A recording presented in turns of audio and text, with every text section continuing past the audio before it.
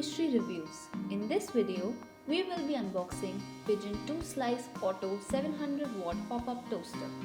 Inside the box, you'll find a toaster, an instruction manual and a warranty card.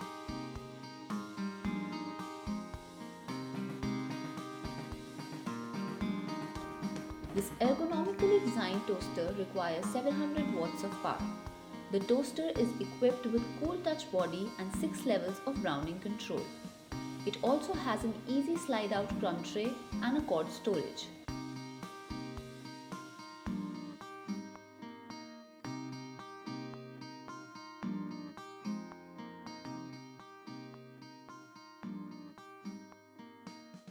We recommend Pigeon 2-Slice Auto 700-watt pop-up toaster because it toasts bread evenly.